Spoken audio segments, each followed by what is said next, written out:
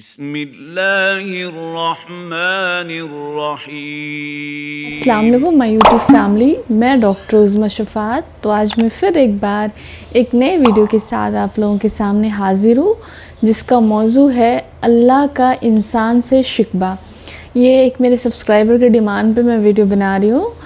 تو بھائی ڈاکٹر اسرار احمد، تو بہت ہی اچھی ویڈیو ہونے والی ہے یہ، کیونکہ اسرار احمد کی ویڈیو ماشاءاللہ بہت ہی اچھی ہوتی ہے اور ایمان کو ایک دم تازہ کر دیتی ہے۔ تو پھر چلیے چلتے ہیں، دین کی باتیں ساتھ میں سیکھتے ہیں۔ اقسم بمواقع النجوم، یہ لا جب آتا ہے پہلے تو وہ مخاطب کی بات کی نفی کرنے کے لیے، اٹ از لائک دیٹ، یہ نفی ہے۔ لا اقسم بیوم القیامہ، تمہارے خیالات غلط ہیں، میں قیامت کی قسم کھاتا ہوں۔ تو فرمایا فلا اقسم بمواقع النجوم، وقع یقع کے کیا معنی ہے؟ اور یہ سورت کون سی؟ واقعہ، اذا وقعت الواقعہ، وقع گر جانا، پڑ جانا، یہ ستاروں کے ڈوبنے کی جگہ ہے۔ فلا اقسم بمواقع النجوم وانہ لقسم لو تعلمون عظیم، اور اگر تم جانو تو یہ بہت بڑی قسم ہے جو ہم نے کھائی ہے۔ اس وقت کا انسان کیا سمجھتا کہ ستارے کہاں جاتے ہیں، کہاں غروب ہوتے ہیں، کہاں گرتے ہیں؟ آج ہمیں معلوم ہے۔ سورہ حامیم سجدہ میں جو کہا گیا ہے سنریہم آیاتنا فی الآفاق وفی انفسہم حتی یتبین لہم انہ الحق، ہم انہیں اپنی نشانیاں دکھائیں گے آفاق و انفس میں، یہاں تک کہ یہ بات واضح ہو جائے گی کہ قرآن حق ہے۔ آج ہمیں معلوم ہے خلا میں بلیک ہولز ہیں،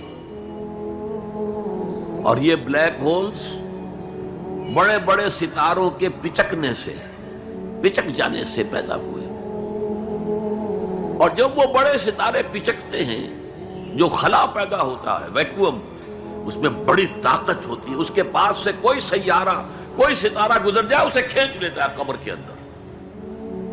یہ بلیک ہولز کا تصور۔ اسی لیے اللہ نے اس وقت کے لوگوں کے لیے کیا کہا؟ فلا اقسم بمواقع النجوم وانہ لقسم لو تعلمون عظیم، انہ لقرآن کریم، یہ بہت باعزت قرآن ہے، فی کتاب مکنون، ایک چھپی ہوئی کتاب میں ہے، لا یمسہ الا المطہرون، اسے چھو ہی نہیں سکتے مگر انتہائی پاک ہستیاں۔ اس کے کیا معنی ہے؟ پہلی بات تو ہمیں معلوم ہو گئی، مراد فرشتے ہیں، بے ایدی سفرۃ کرام بررہ، اسی کی شرح ہو رہی ہے نا۔ اسی سے ایک فقہی مسئلہ نکالا گیا کہ بغیر وضو کے ہاتھ نہ لگاؤ، لیکن اس کا اصل مفہوم کیا ہے وہ سمجھیے۔ قرآن کی روح تک کوئی نہیں پہنچ سکتا جب تک کہ تزکیہ نفس نہ ہو گیا۔ اگر حب مال، حب دنیا، حب جاہ، حب شہرت، اگر یہ تمام محبت میں دل سے نکل نہ جائیں تو قرآن کی روح تک آپ کی اپروچ نہیں ہوگی۔ مولانا روم نے کہا ہے، اگرچہ ذرا میں سمجھتا ہوں کہ انہوں نے بہت سخت الفاظ استعمال کیے ہیں، ماز قرآن مغزہا برداشتے اس دخاں پیش سگاں انداختے، ہم نے قرآن سے اس کا مغز لے لیا ہے، جو ایسنس ہے وہ کھینچ لیا ہے، ہڈی کا گودا جو ہے وہ ہم نے نکال لیا ہے، ہڈیاں ہم نے پھینک دی ہیں کتوں کے سامنے جو لڑ رہے ہیں۔ علم کلام کا مسئلہ ہے صفات حق حق سے جدا یا عین ذات، قرآن مخلوق ہے یا نہیں ہے، غیر مخلوق، اور بڑے بڑے ہو رہے ہیں اس کے اوپر، یہ کتے لڑ رہے ہیں ان ہڈیوں کے اوپر۔ ہم نے اس میں سے اصل شے نکال لی، وہ کیا ہے؟ اللہ کی محبت، اللہ کی معرفت، یہ ہے اصل شے۔ ماذ قرآن مغزہ برداشتے استخاں پیش سگاں انداختے۔ تو جب تک انسان کا باطن پاک نہ ہو جائے وہ قرآن کے چھلکوں سے کھیلتا رہے گا، چاہے وہ کہنے کو مفسر ہو، قرآن کے باطن تک کبھی نہیں پہنچے گا۔ فی کتاب مکنون لا یمسہ الا المطہرون تنزیل من رب العالمین. یہ تھوڑا تھوڑا کر کے اتارا گیا ہے رب العالمین کی طرف سے. انزال کے معنی ہے دفعتاً اتار دینا. لیلۃ القدر میں آیا انا انزلناہ فی لیلۃ القدر. رمضان کے بارے میں شہر رمضان الذی انزل فیہ القرآن، باب افعال. لیکن حضور پر ایک دم نہیں اترا، تھوڑا تھوڑا تھوڑا تھوڑا 23 برس میں جا کر اس کی تکمیل ہوئی.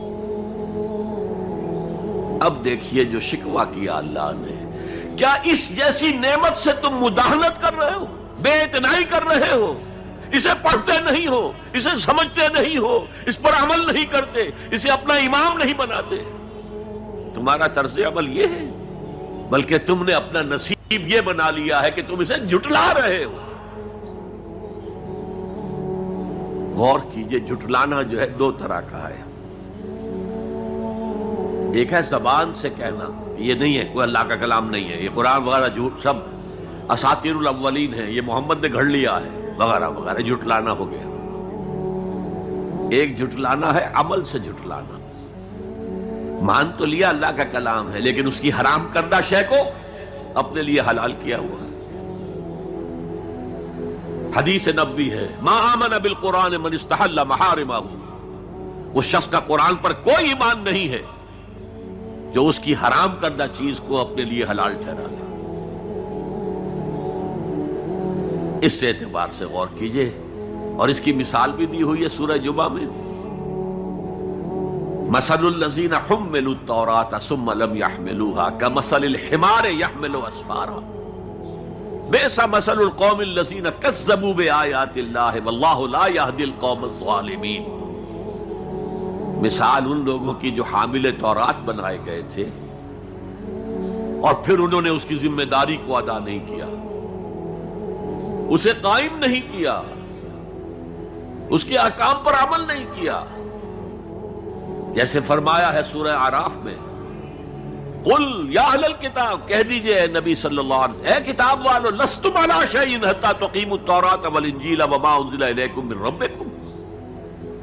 تمہاری کوئی حیثیت ہماری نگاہ میں نہیں ہے، تمہارا منہ نہیں ہے کہ ہم سے دعا کرو جب تک کہ تم تورات اور انجیل کو اور جو کچھ نازل کیا گیا تمہاری طرف اسے قائم نہیں کرتے.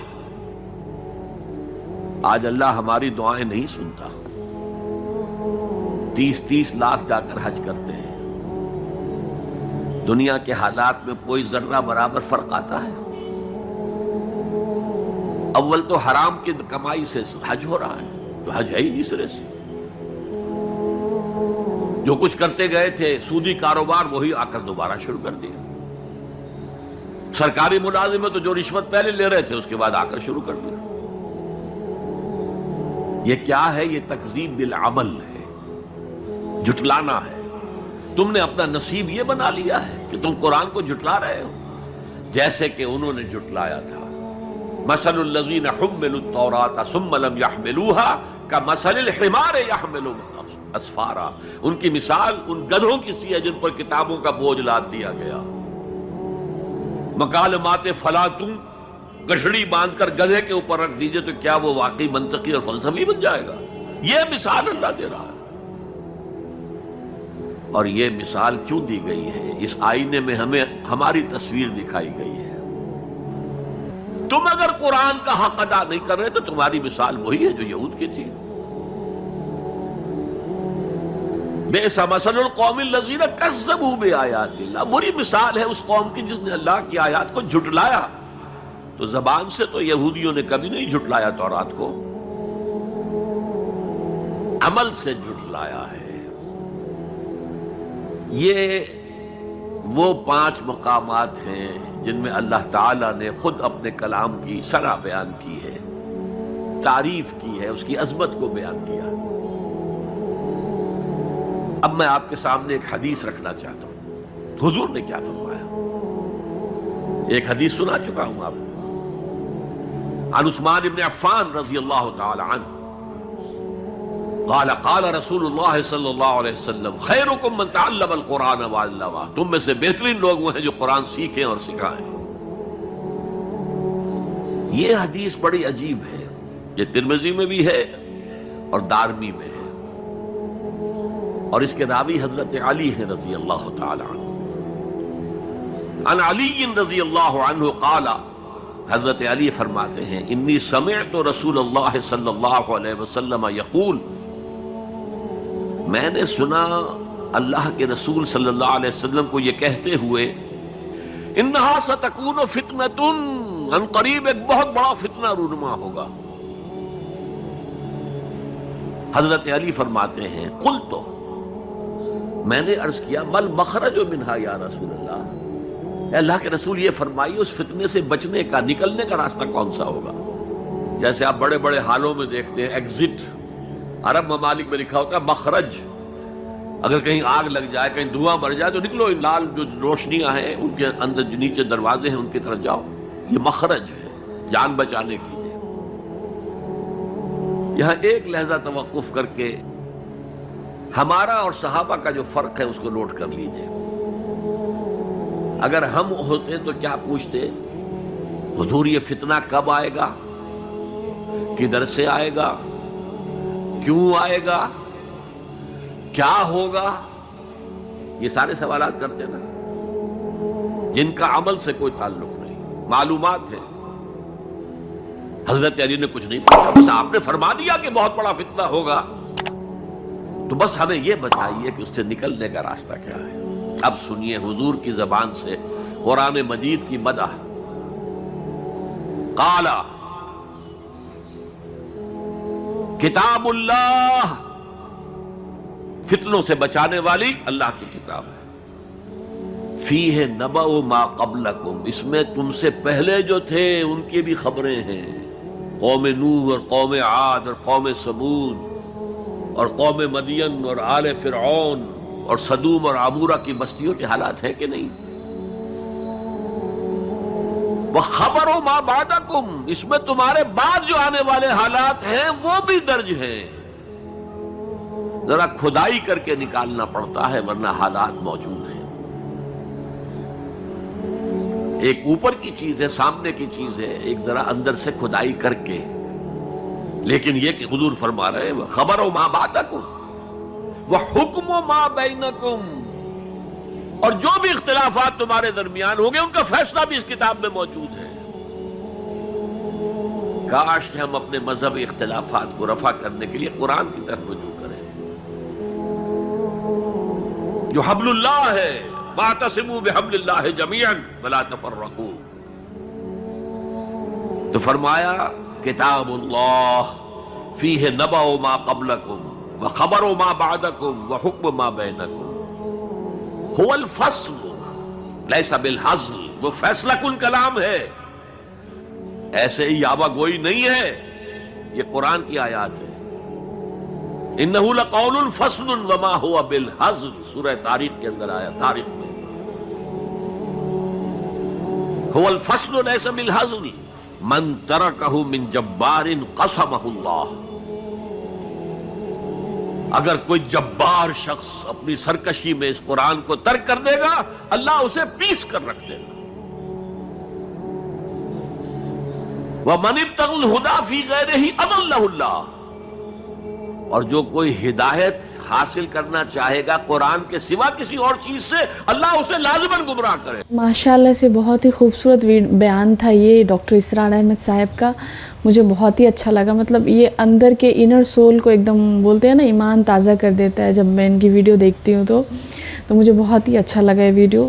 تو مطلب کتنا اچھا انہوں نے بتایا کہ لوگ قرآن میں جو چیزیں ہیں لوگ اپنے سہولیت کے حساب سے حرام کو حلال بنا دیتے ہیں، جہاں پہ ان کو لگتا ہے کہ یہ چیز ہم سے نہیں ہو پائے گا، ان چیز میں مشکل ہے، ہمارا لاس ہے، تو وہ بولتے ہیں کہ حلال ہے۔ اور جہاں پہ تو مطلب بتایا ہے کہ آپ ایسے اگر ایمان تازہ آپ کا نہیں ہوگا، آج اللہ تعالیٰ ہماری دعائیں کیوں نہیں سن رہے ہیں؟ کیونکہ لاکھوں لوگ عمرہ کرنے کو جا رہے ہیں، حج پر جا رہے ہیں، لیکن وہی ہے انٹرسٹ کے پیسے کے، سود کے پیسے سے وہ حج کر رہے ہیں، اور پھر آتے ہیں وہاں سے آئے پھر سے وہ اپنا وہی کام سٹارٹ کر دیتے ہیں جو پہلے چل رہا ہے۔ تو ہمیں ایسا نہیں کرنا ہے، ہمیں جو قرآن نے بتایا ہے ان کو، جو چیز حرام ہے وہ حرام ہے کسی بھی حال میں، اس کا کوئی شارٹ کٹ نہیں ہے یا پھر کوئی اپنا فائدہ نہیں ہے کہ ہم اس چیز کو حلال بتا دیں۔ جو چیز حرام ہے وہ حرام ہے، اور ہمیں قرآن کو صحیح سے سمجھنا ہے، صحیح سے اس کو ٹرانسلیشن کے ساتھ اس کو پڑھنا ہے کہ اللہ تعالیٰ کیا کہہ رہے ہیں قرآن میں. صرف عربی پڑھنے سے نہیں ہوگا، اس کی میننگ کو سمجھنا ہوگا. تو پہلے میں بھی صرف عربی پڑھتی تھی، مجھے نہیں کچھ پتہ تھا. تو اب میں کوشش کرتی ہوں، میں زیادہ تر کوشش کرتی ہوں کہ پہلے عربی پڑھوں، ساتھ میں اس کی میننگ بھی پڑھوں، تاکہ مجھے سمجھ میں آئے کیا ہے چیز. پہلے تو سمجھنا ہوگا، فرسٹلی انڈرسٹینڈ کرنا ہوگا، پھر ہم کو اس کو اپلائی کرنا ہوگا، عمل کرنا ہوگا. تو امید کرتے ہوئے ویڈیو آپ لوگوں کو پسند آئی ہوگی. اگر ویڈیو اچھی لگی ہے تو ہمارے چینل کو زیادہ سے زیادہ سبسکرائب کریں، ویڈیو کو شیئر کریں اور لائک کریں، کمنٹ کریں، اور کمنٹ میں مجھے بتائیں کہ میں نیکسٹ ویڈیو کس ٹاپک پہ بناؤں. تو پھر جلدی ہی ملتے ہیں انشاءاللہ نیکسٹ ویڈیو کے ساتھ. تب تک کے لیے اللہ حافظ.